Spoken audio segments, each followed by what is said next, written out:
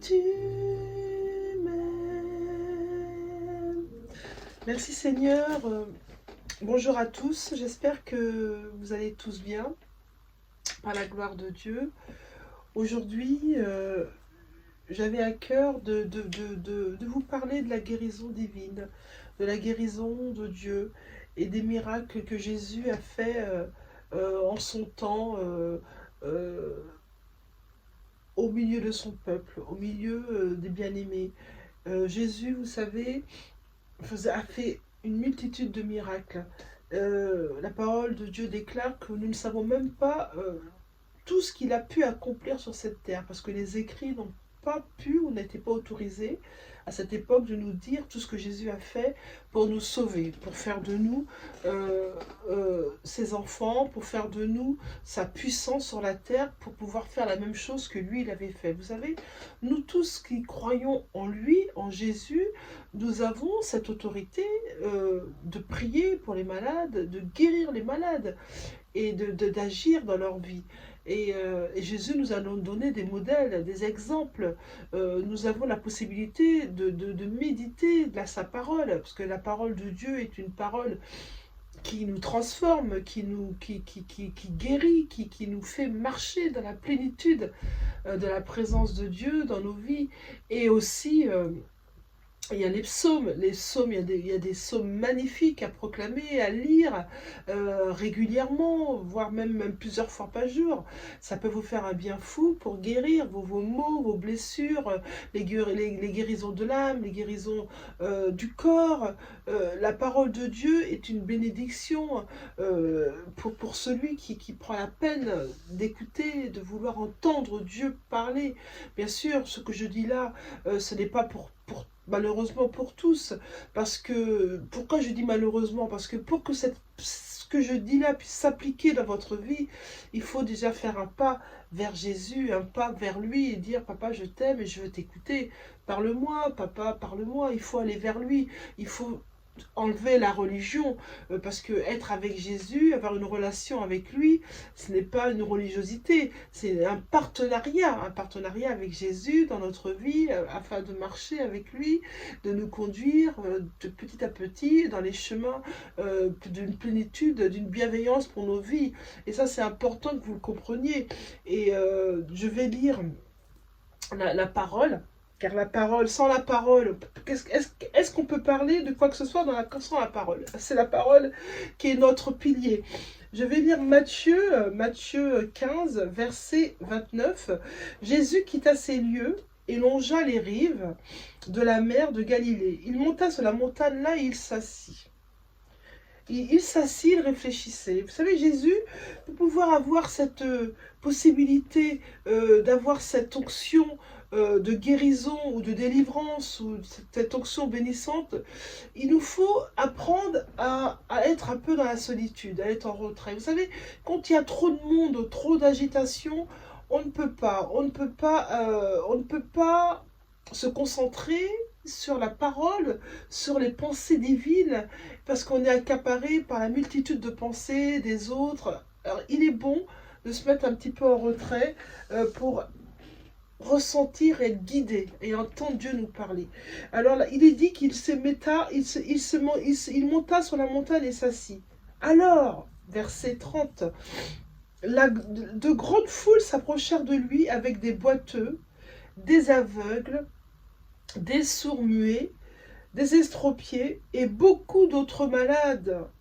On les déposa à ses pieds, aux pieds de Jésus. À ses pieds, aux pieds de Jésus, aux pieds du Maître. Jésus était monté sur la montagne pour se recueillir, pour parler à papa, pour être dans sa présence bienveillance, pour être dans sa protection, pour être dans sa direction. Il est important que vous et moi, nous ayons du temps de qualité avec papa, avec Dieu, avec Jésus. Et là, le peuple connaissait déjà les miracles et les prodiges qu'il faisait. Ils l'ont cherché, ils ont déposé les malades à ses pieds. Qu'est-ce qu'il a fait Jésus? Il les a guéris. Il les a guéris, il les a guéris. Il les a guéris avec la parole. Il les a guéris en les touchant. Il les a guéris avec de l'amour. Il les a guéris avec de l'humilité. Il les a guéris avec de la compassion. Parce qu'avec de l'orgueil, avec de la méchanceté, avec un cœur mauvais, on ne guérit pas. C'est l'amour. L'amour est la clé de beaucoup de maux sur cette terre. C'est l'amour. L'amour.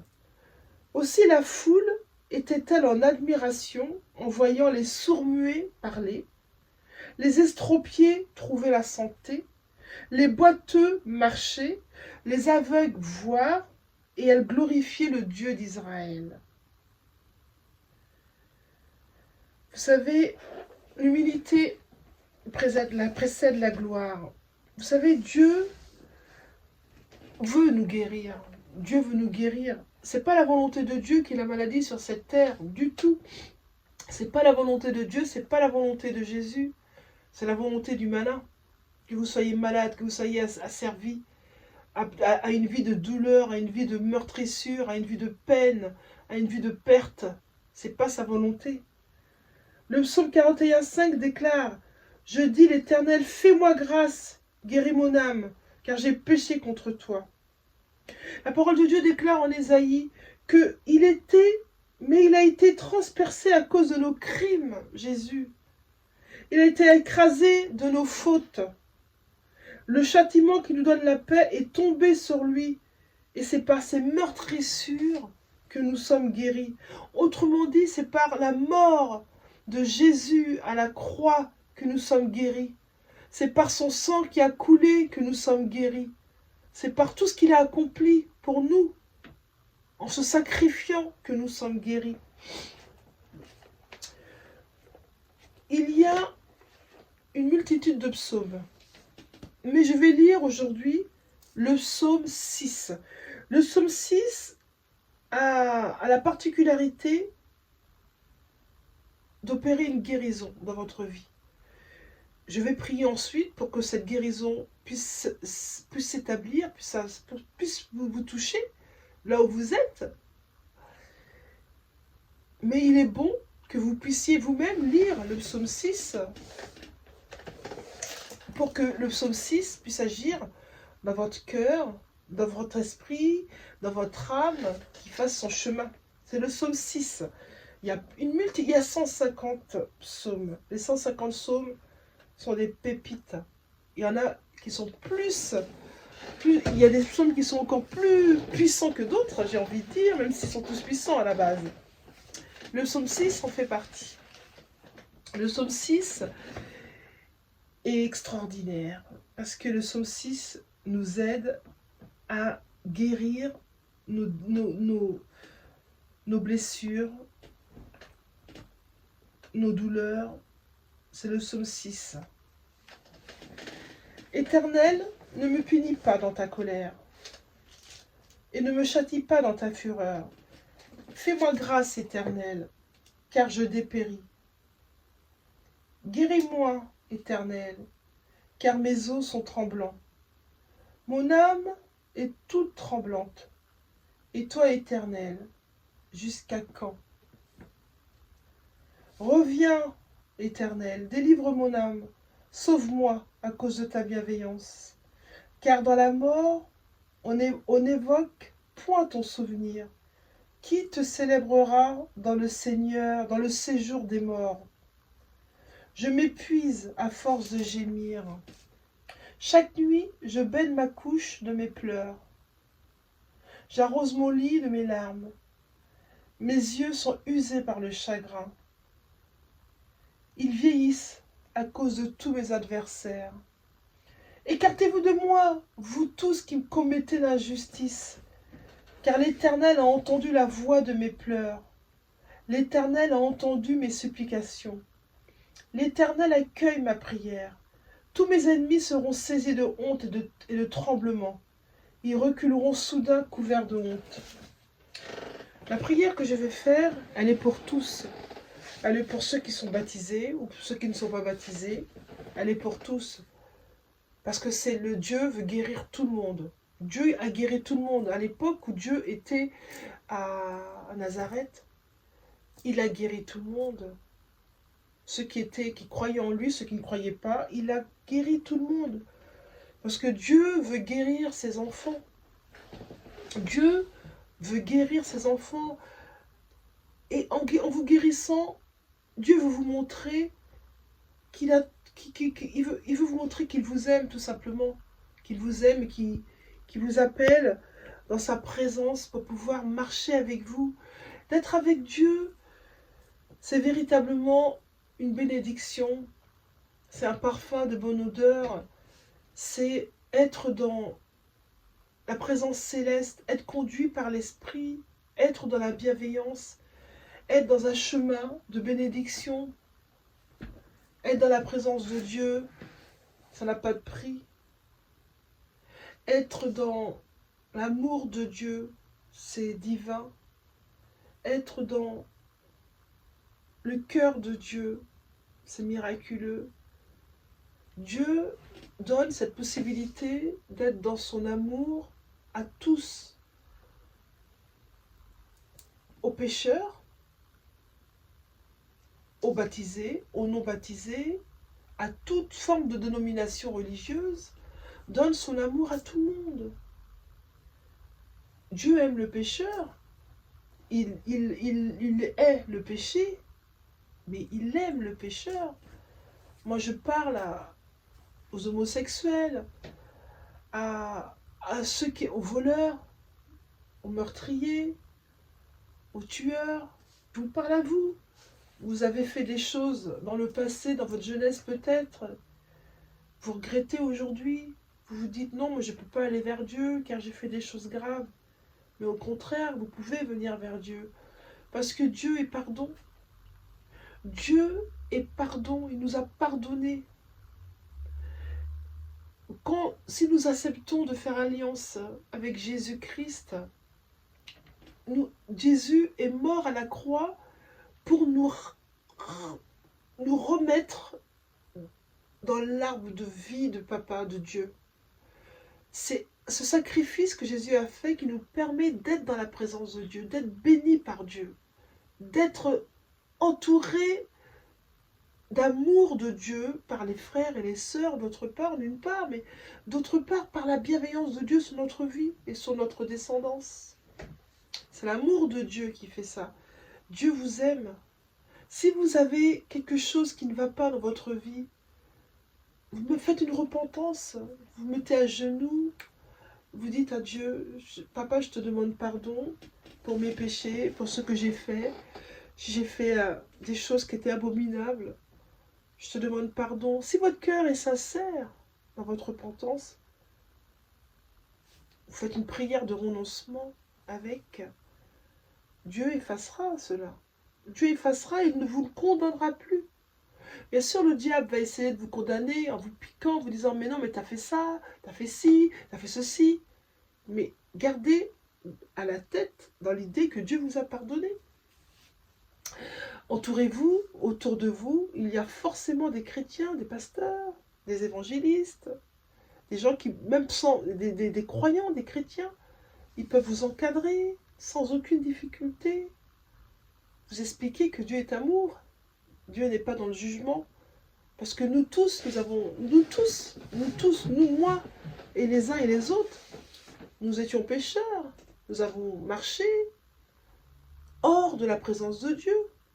C'est en avançant qu'on apprend à connaître qui il est. Donc, nous ne valons pas mieux que vous. Nous sommes tous pécheurs, nous sommes nés pécheurs. La parole de Dieu déclare que nous sommes tous nés pécheurs. C'est en Christ que nous grandissons et que nous écartons du péché et que nous avons la faveur d'avoir le Saint-Esprit qui vit en nous. Le Saint-Esprit est Dieu. Il nous guide. Il nous parle. Je vais prier pour vous qui êtes malades. Je prie, Seigneur, dans le nom de Jésus. Je déclare que toute maladie est vaincue dans le nom de Jésus. Je déclare que toute maladie oculaire est vaincue dans le nom de Jésus. Je déclare que toute maladie articulaire est vaincue dans le nom de Jésus. Je déclare que toute maladie de douleur, de doigts, de dos, de migraine, de cancer, toute maladie est vaincue dans le nom de Jésus. Je déclare par la parole de Dieu qui me donne autorité, je dis stop à votre maladie. Je dis stop, je mets un arrêt définitif à toute douleur sur votre corps dans le nom de Jésus. Je déclare que vous êtes guéris dans le nom de Jésus. Je vois le sang de Jésus restaurer ce qui est abîmé dans votre corps dans le nom de Jésus. Le sang de Jésus coule à cet instant sur vous qui entendez cette prière, qui croyez qu'elle agit. Parce que la parole de Dieu dit qu'il faut croire, il ne faut pas avoir, il faut croire, il faut avoir la foi. Croyez, ayez la foi que Dieu est en train de faire quelque chose dans votre vie là maintenant, dans le nom de Jésus. Il est en train de restaurer ce qui est abîmé dans votre corps. Je le déclare et je le vois dans le nom de Jésus. Je sens la présence de Dieu. Dieu est en train de restaurer des vies. Mettez-vous à genoux. Recevez l'huile qui coule sur vous. L'huile de restauration divine qui répare ce qui est abîmé dans le nom de Jésus. Je déclare que tout esprit de maladie, tout esprit de méchanceté, tout esprit de douleur, tout esprit, tu t'en vas dans le nom de Jésus. Tu quittes les bien-aimés, les enfants de Dieu, tu les quittes dans le nom de Jésus. Je déclare la guérison sur votre vie dans le nom de Jésus. Que toute douleur, toute affliction, c'est fini dans le nom de Jésus. Le psaume 6 déclare, j'ai pleuré, Père, et tu m'as conforté. Pleurez, pleurez à Dieu. Laissez Dieu vous guérir. Dans le nom de Jésus. Tout esprit qui ne vient pas de Dieu, tout esprit d'affliction, tout esprit de douleur, tout esprit de maladie, tu sors maintenant. Tu sors dans le nom de Jésus. J'appelle la guérison dans votre vie. La guérison divine. Parce que j'ai autorité. Dieu m'a donné autorité de prier pour vous. J'appelle la guérison dans votre vie. Dans le nom de Jésus. Recevez la parole de Dieu. Méditez les psaumes. Le psaume 6. Priez à Dieu. Dieu vous aime. Il aime tout le monde, Dieu. Écartez-vous du péché. Dites non au péché. Vous savez, le péché amène directement à une vie de malheur, une vie de souffrance, une vie de douleur. Ne croyez pas qu'il n'y ait pas de conséquences de vivre hors de la présence de Dieu. Il y a une conséquence. Arrêtez de croire que toutes les courants religieux, va vous ramener à Christ. C'est pas ça. Vous savez, c'est écrit dans la parole de Dieu. Je suis le chemin, la vérité et la vie. Nul ne vient au Père que par moi. C'est écrit. Pourquoi le monde ne veut pas l'entendre? Pourquoi? Parce que Satan a perverti des pensées. Remettez vos pensées en Christ et vous verrez la vie. Elle sera agréable. Vous serez avec Christ, vous serez plus seul. Dieu vous aime. Au revoir.